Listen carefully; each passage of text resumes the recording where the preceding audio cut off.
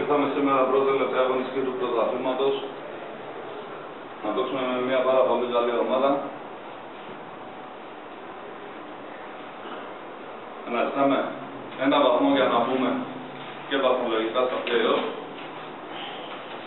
Θεωρώ ότι η προσπάθεια που γίνεται από την αρχή της χρονιάς μέχρι και τώρα θα έχει αντίκρισμα και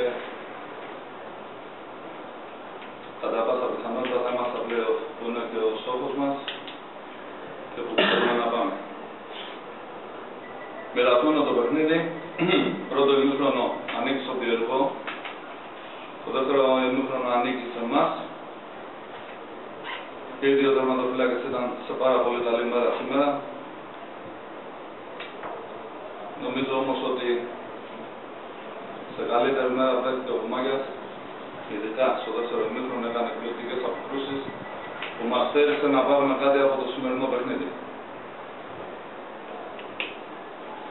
Να δώσω συγχαρητήρια στον κύριο Παπαδόπουλο, γιατί από τον πρώτο γύρο όταν είχαμε έρθει αντιμέτωποι στο ελληνικό είχα πει ότι έχει αλλάξει την ψυχολογία και είχε ανωδική πορεία ο Πιερικός, κάτι το οποίο επιβεβαιώνεται και πρώτη τελευταία αγωνιστική του πρωταθλήματος που διεκδικεί με ιδιαίτερες αξιώσεις στην είσοδο του Σαμπαράς και πρόκειται περί κατορθώματος. Να δώσω συγχαρητήρια και στους δικούς μου τους ποδοσφαιριστές, οι οποίοι κατέβαλαν πάρα πολύ μεγάλη προσπάθεια σήμερα. Το έχω τονίσει και στα παιδιά ότι δεν υπάρχουν βασικοί και αναπληρωματικοί σε αυτή την ομάδα. Όλοι προσπαθούμε για το καλύτερο δυνατό. Σήμερα έλειπαν πάρα πολλά παιδιά, αλλά για μένα είναι σαν να μην έλειπε κανένας. Έχουμε παίξει αρκετά παιχνίδια κάτω από αυτές τις συνθήκες και από ό,τι και εσείς είδατε, δεν νομίζω ότι φάνηκε καμία έλλειψη σε καμία γραμμή. Τώρα θα πω αυτά που είπε ο συνάδελφός μου και φίλος μου, κ. Γρηγορίου, στο τέλος, ότι αν ο Πιερικός καταφέρει και μπει στα play-off θα είναι περικατορθώματος. Θα πούμε πιο πολλά την Πέμπτη, σε μια συνέντευξη που θα δώσω, για να μπουν ορισμένοι στην Κατερίνη λίγο στη θέση τους. Εμένα, να σας πω ειλικρινά, ο πρώτος μου στόχος ήταν όταν ήρθα να μου εξηγήσω με τον κύριο Λευτεριάδη, να κάνω την ομάδα να μην πέσει στις τελευταίες θέσεις. Και σιγά σιγά βάζαμε τα παιδιά στόχο το επόμενο παιχνίδι. Γιατί θα βάλουμε και τώρα το επόμενο παιχνίδι, να πάμε στην Κέρκυρα που είναι μια πάρα πολύ καλή ομάδα, που είναι η Super League, να καταφέρουμε να το κερδίσουμε. Αν καταφέρουμε και το κερδίσουμε, ίσως να πάρουμε και εμείς μέρος με τις υπόλοιπες ομάδες στα play-off. Στα play-off όλοι έχουν τις πιθανότητες να ανέβουν κατηγορία. Όσο για το παιχνίδι, συμφωνώ απόλυτα με τον συνάδελφό μου. Ήταν μοιρασμένο, μόνο που εμείς θέλαμε πολύ περισσότερο τη νίκη και καταφέραμε και πετύχαμε να βγάλουμε τις καθυστερήσεις.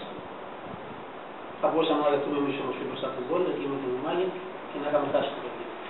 Να παίξουμε που είπαμε.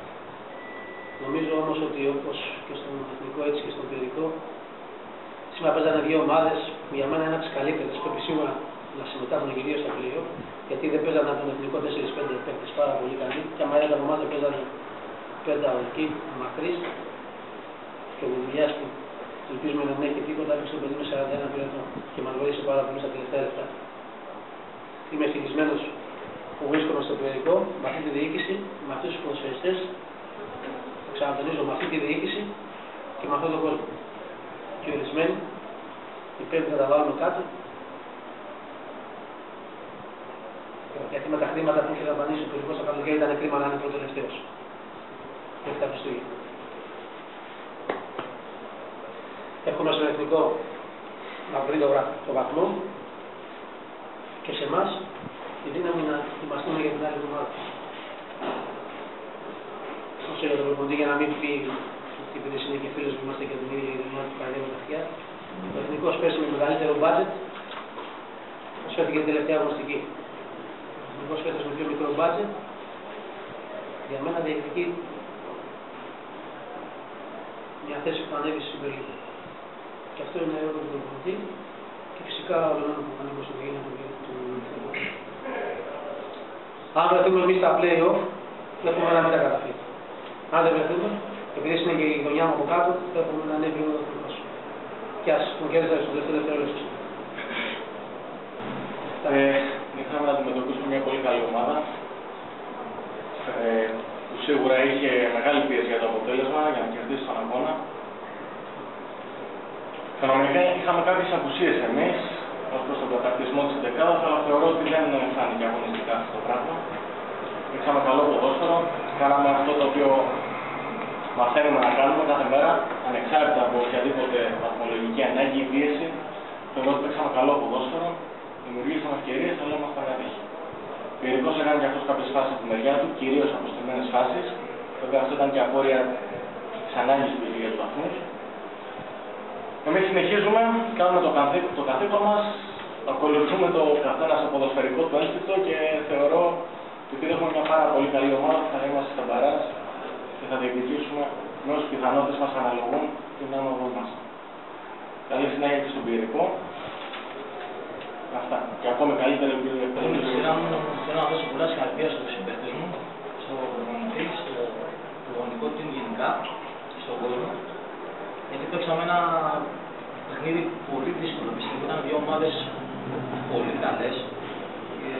Ο Εθνικός είναι πολύ κοντά για να καταφέρει το στόχο του να είναι μέσα στις πανελληνικές θέσεις.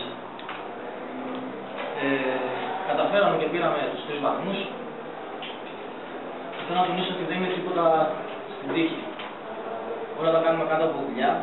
Όλη την εβδομάδα μας μιλούσε και ο προπονητής, μας είχε χτυπήσει το κόδωνα του κινδύνου. Να μην είμαστε χαλαροί, να έχουμε στο μυαλό μας το παιχνίδι. Το κουβεντιάζαμε όλη την εβδομάδα, το δουλεύαμε μέσα στο γήπεδο και είδαμε το αποτέλεσμα. Τώρα χαρήκαμε, πιστεύω τελείωσε αυτό το παιχνίδι. Δεν έχει κρυφτεί ακόμα τίποτα, είμαστε πολύ κοντά στους στόχους μας γιατί πιστεύω ότι αξίζουμε να είμαστε μέσα στις θέσεις που είναι στα play-off και πιστεύω ότι θα είμαστε. Μένει άλλο ένα παιχνίδι, θα το μελετήσουμε και αυτό, το μελετήσει ο προπονητής μας, θα το περάσει σε εμάς, εμείς θα το περάσουμε στους εαυτούς μας μέσα και θα πάμε τελευταία αγωνιστική να πάρουμε αυτό που μας αξίζει. Θέλω να πω και συγχαρητήρια στην ομάδα του Εθνικού και πιστεύω ότι ο Εθνικός είναι πάρα πολύ κοντά στους στόχους. Ευχαριστώ πάρα πολύ.